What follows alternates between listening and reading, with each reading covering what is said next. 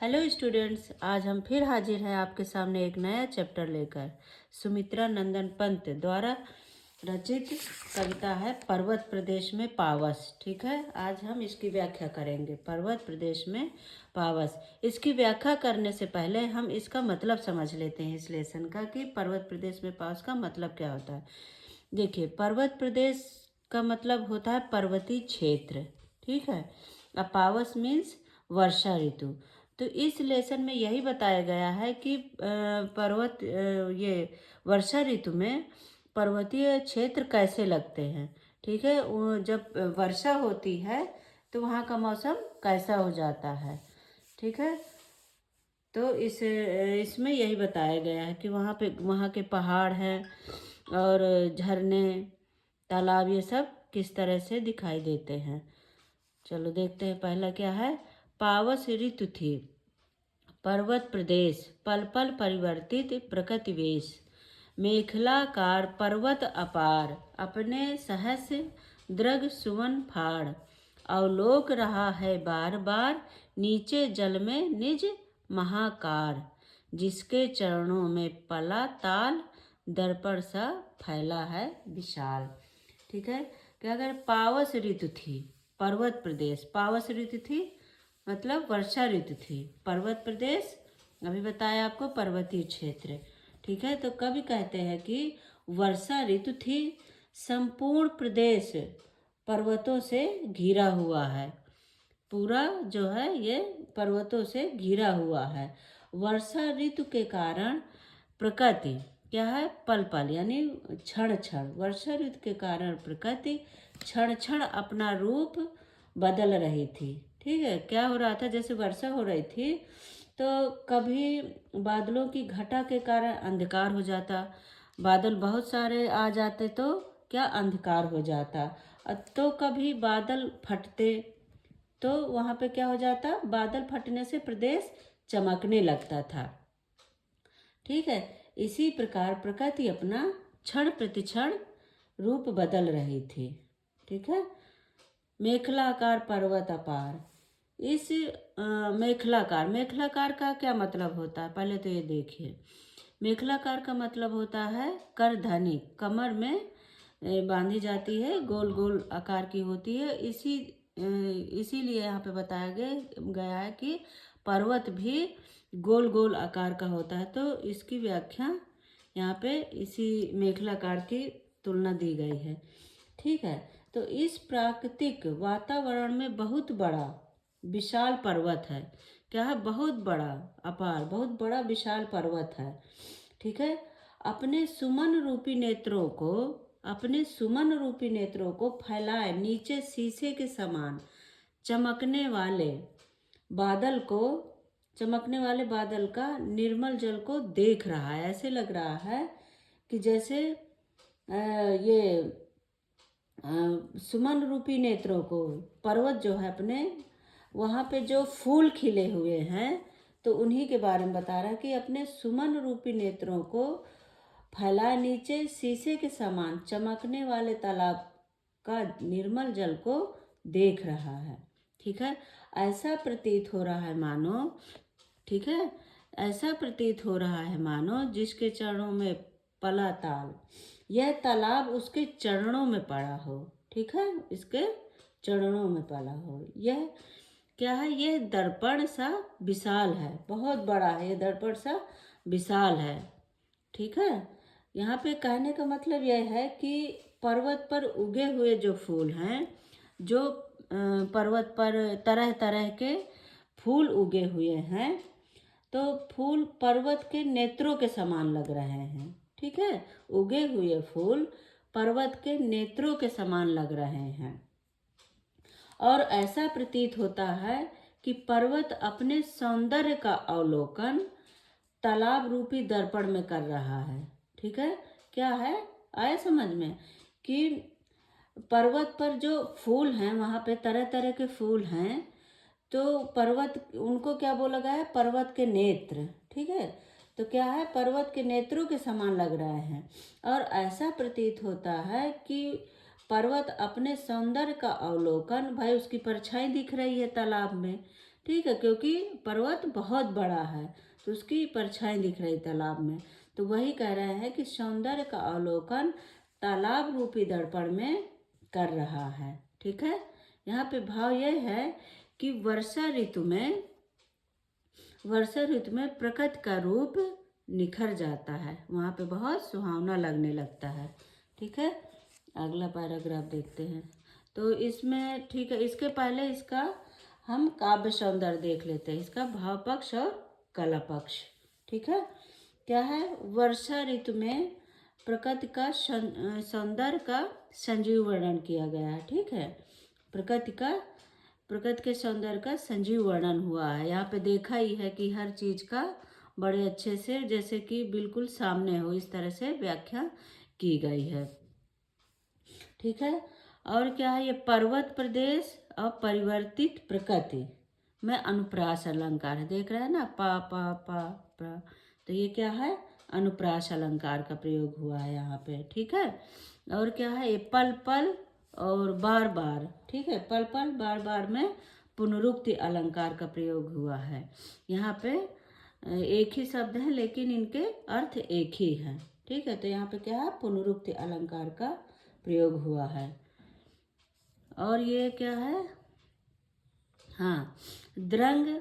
ठीक है, द्रग सुमन। ठीक है, सहस्र द्रग सुमन में रूपालंकार का प्रयोग हुआ है। ठीक है, दर्पण सा फैला, यहाँ पे देख रहे हैं, सा हमने बताया ना आपको कि जहाँ पे सा सी से सम सरिस हो वहाँ पे उपमा अलंकार होता है। तो ये क्या है, दर्पण सा फैला उपमा अलंकार है यहाँ पे। ठीक है, तो ये आपका हो गया काव्य सौंदर्य। अब अगली लाइन देखते हैं,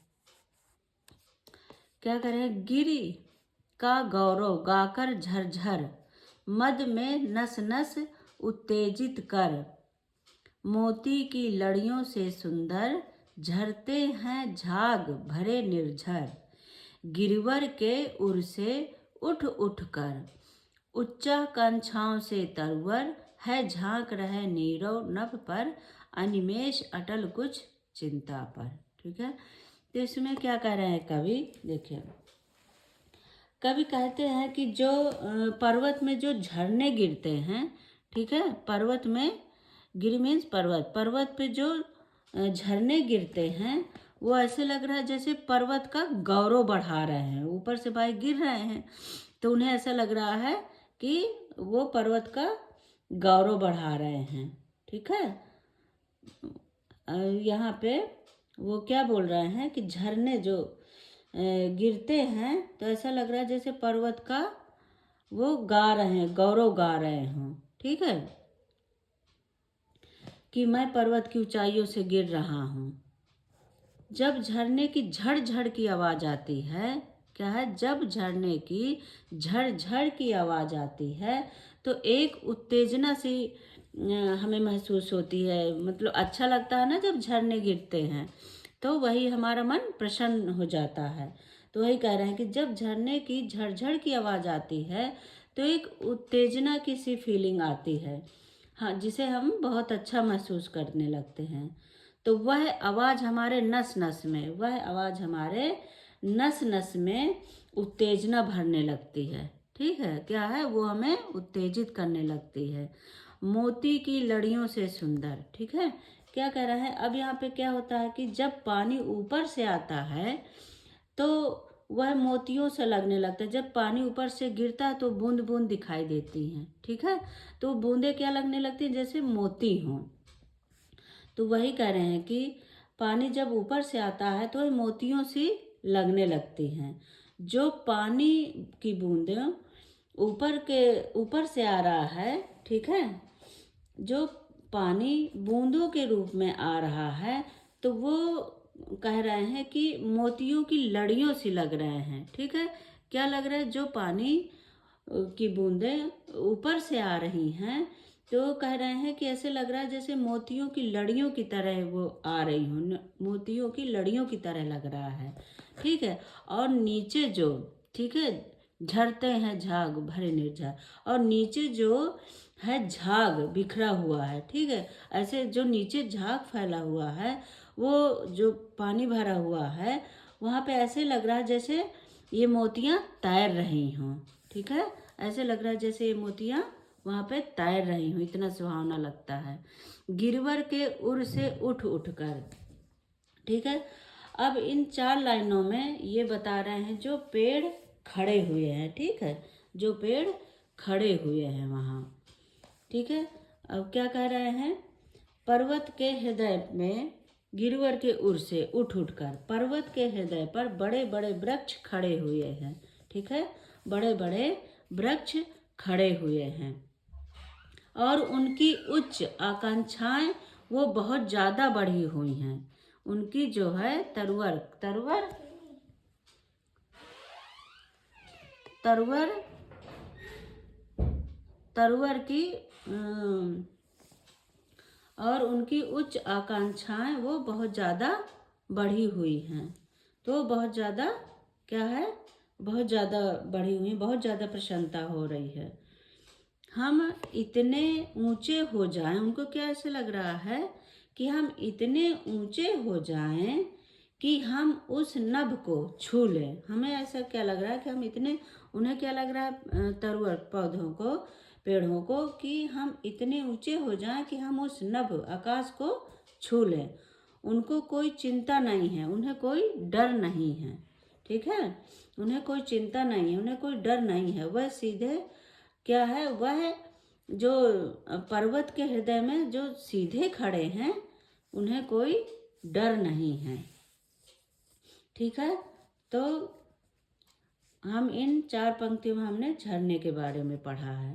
ठीक है, क्या है कि यहाँ पे पहले क्या बताया कि वो झरने के बारे में पहले पढ़ा हमने 4 लाइनों में, और फिर इसमें क्या पढ़ा हमने कि पेड़ है, पेड़ यहाँ पे पर्वत में पेड़ जो सीधे खड़े हैं वो कैसा महसूस करते हैं।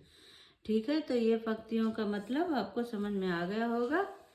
और आगे इसका हम भाव पक्ष और कला पक्ष देख लेते हैं। ठीक है, तो इसमें आपने देखा होगा कि पर्वत का मानवीकरण किया गया है। ठीक है, इसमें क्या है, पर्वत का मानवीकरण किया गया है और प्रकृति का संजीव वर्णन है। संस्कृत शब्दों का प्रयोग हुआ है, इसमें संस्कृत शब्दों का भी कहीं कहीं प्रयोग हुआ है। ठीक है, झरझर क्या है कि जो ये झरझर है और नस नस, इनमें किस क्या हुआ, पुनरुक्ति अलंकार का प्रयोग हुआ है। झरझर और नस नस में पुनरुक्ति अलंकार का प्रयोग हुआ है। ठीक है, आगे क्या है, झरते झाग। ठीक है, झरते झाग, इन सब में क्या, नीरव नभ, इनमें क्या प्रयोग, अनिमेष, इनमें क्या अनुप्रास अलंकार का प्रयोग हुआ है। ठीक है, झरते झाग झा झा। ठीक है, अनिमेष अटल ये सब, नीरव नभ, इनमें अनुप्रास अलंकार का प्रयोग हुआ है। ठीक है, मोतियों की लड़ियों से सुंदर, उच्चाकांक्षाओं से तरवर में उपमा अलंकार है। ठीक है, मोतियों की लड़ियों से सुंदर, ठीक है, इनमें क्या है, उपमा अलंकार का प्रयोग हुआ है ना यहाँ पे से। ठीक है, तो अभी बताया आपको इससे पहले कि जहाँ पे सा सी से सम सरी साए, वहाँ पे क्या, उपमा अलंकार होता है।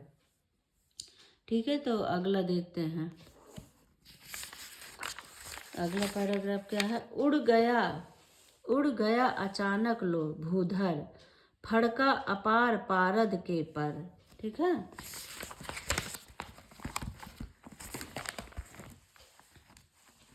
रव शेष रह गए हैं निर्झर, है टूट पड़ा भू पर अंबर, धस गए धरा में सभय साल, उठ गया धुआं जल गया ताल, यो जलद यान में बिचर बिचर, था इंद्र खेलता इंद्रजाल। इसमें कब क्या कह रहा है इन लाइनों में, देखिए, उड़ गया अचानक लो भूधर, कभी कहता है कि अचानक यह क्या हो गया, वह पहाड़ जो अभी तक दिखाई दे रहा था वह न जाने कहाँ चला गया। क्यों, क्योंकि बादल आ गए तो क्या हुआ, पहाड़ ढक गया। तो वही कह रहा है कभी कि अचानक यह क्या हो गया, वह पहाड़ जो अभी तक दिखाई दे रहा था वह न जाने कहाँ चला गया। क्या ठीक है, क्या हुआ कि आकाश में अत्यधिक संख्या में बादल घिरा है, ठीक है, और वह पर्वत उन बादलों की ओट में छिप गया, ठीक है। तो वही कह रहा है,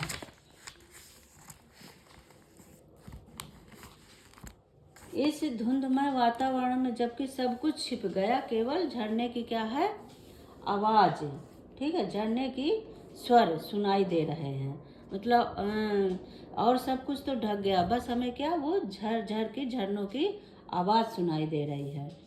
ऐसा प्रतीत हो रहा है, रव शेष निर्जय है, टूट पड़ा भू पर, ऐसा प्रतीत हो रहा है मानो धरती पर आकाश टूट पड़ा हो, ठीक है। मतलब वहां पे कुछ दिखाई तो दे नहीं रहा, बस आवाज आ रही है झरने की। तो वही कवि कह रहा है यहाँ पे कि ऐसा प्रतीत हो रहा है मानो धरती पर आकाश टूट पड़ा हो, ठीक है। आगे देखो क्या है, धंस गए धरा में सभय शॉल, उठ रहा धुआं जल गया ताल, ठीक है। इस वातावरण में क्या है, इस वातावरण में शांत स्वभाव वाले शॉल के वृक्ष, ये क्या है, साल का एक वृक्ष होता है, वृक्ष का नाम है। तो यही कह रहे हैं कि इस वातावरण में शांत स्वभाव वाले शॉल के वृक्ष भी धरती के अंदर धंस गए हैं, ठीक है। ऐसे लग रहा है जैसे धरती के अंदर धंस गए हों। ऐसे रौद्र वातावरण में धुंध को देखकर, ऐसे रौद्र वातावरण में धुंध को देखकर ऐसा प्रतीत हो रहा है कि मानो क्या है, मानो ये धुंध न होकर तालाब के जलने से उठने वाला धुआं हो।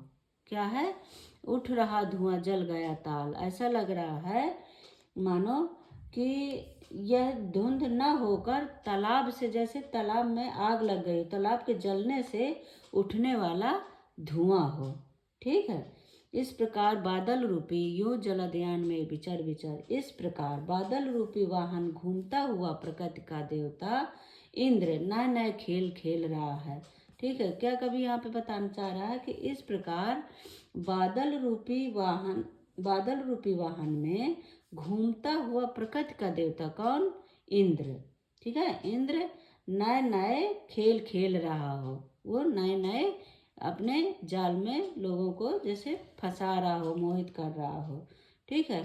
अर्थात यहाँ पे क्या है, प्रकृति के नित्य नए नए खेल खेल रही हो जैसे, ठीक है। तो इसका आप लोगों को कैसे लगा ये वीडियो, आपको व्याख्या समझ में आई क्या, और इसका मैंने बहुत सरल तरीके से समझाने की कोशिश किया है। तो आप इसे देखिए, और कुछ समझ में ना आए तो प्लीज़ आप लाइक और सब्सक्राइब करें, बताएं मुझे जो ना समझ में आए, और अपने दोस्तों को भी भेजें, ठीक है बच्चों। Thank you, bye bye.